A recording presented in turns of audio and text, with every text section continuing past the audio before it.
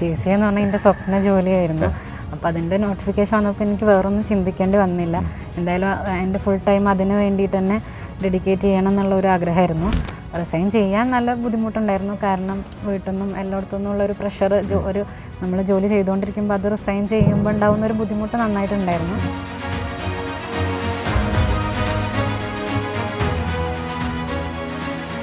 ആദ്യമൊക്കെ എക്സാം എഴുതുമ്പോൾ താഴെയായിരുന്നു റാങ്ക്, പിന്നെ മുകളിലേക്ക് വരാനുള്ള ഒരു ടെൻഡൻസി ആയിരുന്നു.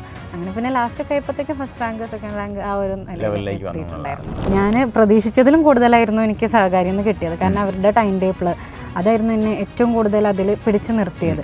ഞാനെടുത്ത ഏറ്റവും നല്ല ഡിസിഷനായിരുന്നു സഹകാരിയിൽ ചേരാൻ കാണിച്ചത്.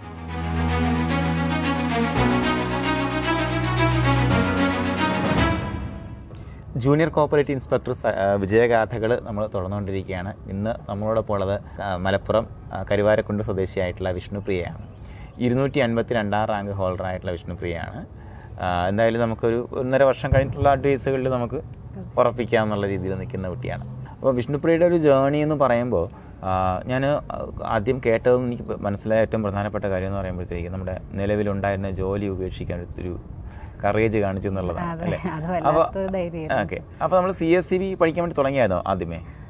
അത് ഞാൻ ജോലി ചെയ്യുന്ന കൂട്ടത്തിലുള്ള പഠനമായിരുന്നു. ഓൺലൈൻ പഠനമായിരുന്നു? ഓൺലൈനായിട്ടുള്ള പഠനമായിരുന്നു ആദ്യം സമയത്ത്. അപ്പോൾ നമുക്ക് JC നോട്ടിഫിക്കേഷൻ വരുന്നു.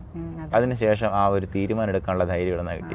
JC എന്ന് പറഞ്ഞാൽ എൻ്റെ സ്വപ്ന ജോലിയായിരുന്നു. അപ്പോൾ അതിൻ്റെ നോട്ടിഫിക്കേഷൻ വന്നപ്പോൾ എനിക്ക് വേറൊന്നും ചിന്തിക്കേണ്ടി വന്നില്ല. എന്തായാലും എൻ്റെ ഫുൾ ടൈം അതിന് വേണ്ടിയിട്ട് തന്നെ ഡെഡിക്കേറ്റ് ചെയ്യണം എന്നുള്ള ഒരു ആഗ്രഹമായിരുന്നു. റിസൈൻ ചെയ്യാൻ നല്ല ബുദ്ധിമുട്ടുണ്ടായിരുന്നു. കാരണം വീട്ടിൽ നിന്നും എല്ലായിടത്തു നിന്നുള്ളൊരു പ്രഷർ, ഒരു നമ്മൾ ജോലി ചെയ്തുകൊണ്ടിരിക്കുമ്പോൾ അത് റിസൈൻ ചെയ്യുമ്പോൾ ഉണ്ടാകുന്ന ഒരു ബുദ്ധിമുട്ട് നന്നായിട്ടുണ്ടായിരുന്നു.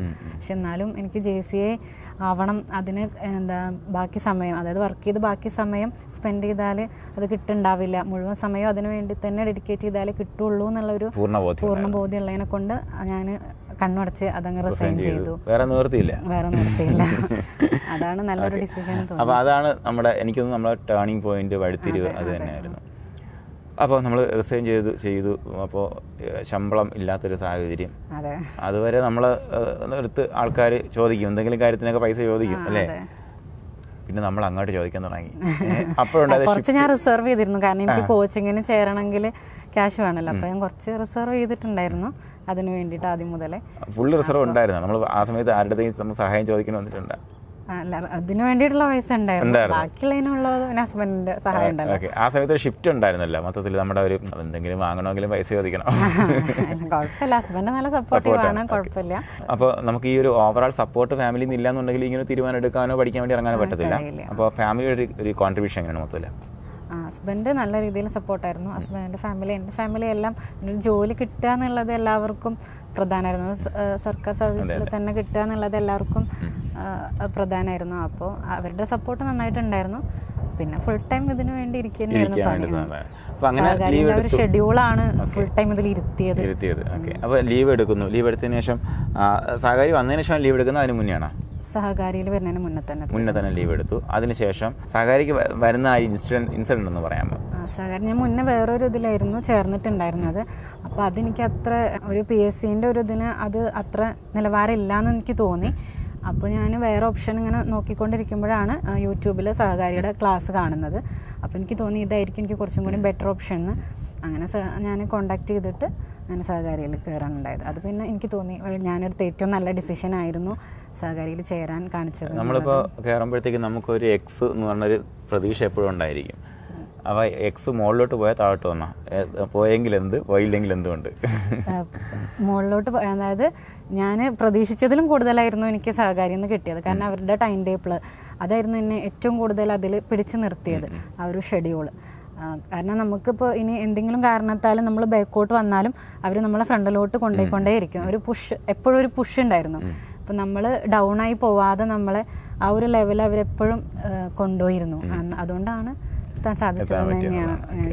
അതായത് നമുക്ക് ഡെയിലി എക്സാമിനേഷൻ കഴിഞ്ഞിട്ട് വരുന്ന ടൈം ലിമിറ്റ്, അതേപോലെ വീക്കിലി എക്സാമിനേഷനൊക്കെ ആദ്യ റാങ്കുകളിലേക്ക് എത്തിയിട്ടുണ്ട്. ആദ്യ റാങ്കുകളിലേക്ക് എത്താനുള്ള ഇതിലായിരുന്നു. ആദ്യമൊക്കെ എക്സാം എഴുതുമ്പോൾ താഴെയായിരുന്നു റാങ്ക്, പിന്നെ മുകളിലേക്ക് വരാനുള്ള ഒരു ടെൻഡൻസി ആയിരുന്നു. അങ്ങനെ പിന്നെ ലാസ്റ്റ് ഒക്കെ ആയപ്പോഴത്തേക്ക് ഫസ്റ്റ് റാങ്ക്, സെക്കൻഡ് റാങ്ക് ആ ഒരു ലെവലിലേക്ക് വന്നിട്ടുണ്ടായിരുന്നു. അപ്പോൾ നമ്മൾ ഓരോ തവണയും നമ്മൾ ഒരു റാങ്ക് ബാക്കിലോട്ട് പോകുമ്പോഴത്തേക്കും വിളിച്ചിത്തേം പറയും. അപ്പോൾ താഴത്തേക്ക് പോവാതെ മുകളിലേക്ക് തന്നെ പോകാൻ വേണ്ടിയിട്ടുള്ള ആ ഒരു ഇത് ഉണ്ടായിരുന്നുള്ളതാണ്. നമ്മളിപ്പോൾ നിലവിൽ ഒരു 60,000-ഓളം പേര് മത്സരിച്ച പരീക്ഷയാണ്. അപ്പോൾ അതിൽ നമ്മൾ 252ാമത്തെ റാങ്കിലേക്ക് എത്തി നിൽക്കുകയാണ്. അപ്പോൾ ഈ ഒരു സിറ്റുവേഷനിൽ നമ്മൾ ഒരുപാട് കുട്ടികൾ നമ്മുടെ സ്റ്റോറി കാണുന്നുണ്ട്. അപ്പോൾ ആ കാണുന്ന കുട്ടികളോട് എന്താണ് പറയാനുള്ളത്? സഹകാരി നിങ്ങൾക്ക് നല്ലൊരു ഓപ്ഷനാണ്. കാരണം നമുക്ക് ഓഫ്ലൈനായിട്ട് നമ്മൾ എങ്ങനെയാണോ പഠിക്കുന്നത് അതേപോലെ തന്നെ നമുക്ക് ഓൺലൈനായിട്ട് ചേരാൻ പറ്റും എന്നുള്ളതാണ് സഹകാരിൻ്റെ ഏറ്റവും വലിയൊരു പ്രത്യേകതയായിട്ട് എനിക്ക് തോന്നിയിട്ടുള്ളത്. അപ്പോൾ അതുപോലെ അവർ എപ്പോഴും നമ്മളെ ഫോളോ ചെയ്തുകൊണ്ടിരിക്കും. അവർ ഇട്ടിട്ട് പോവില്ല, നമ്മൾ ഫോളോ ചെയ്തുകൊണ്ടിരിക്കും എന്നുള്ളതാണ്. അപ്പോൾ അത് നമുക്ക് നല്ലൊരു ഇതാണ്. നിങ്ങളുടെ ഭാഗത്തുനിന്നൊരു ഇൻപുട്ടും കൂടെ ഉണ്ടെങ്കിലേ പറ്റുള്ളൂ, അല്ലാതെ തല്ലി പഠിപ്പിക്കാൻ പറ്റുകയല്ല. അത് ആ എഫേർട്ട് അവർ ഇട്ടിട്ടുണ്ട്. അപ്പോൾ നമ്മളൊരു ഫോളോ അപ്പ് കൂടാകുമ്പോഴത്തേക്കും സംഭവം നന്നായി വർക്കൗട്ട് ആവുന്നുള്ളതാണ്. ഓക്കെ, അപ്പോൾ എല്ലാ കൂട്ടുകാർക്കും വിജയാശംസകൾ വിഷ്ണുപ്രിയോടൊപ്പം. Thank you.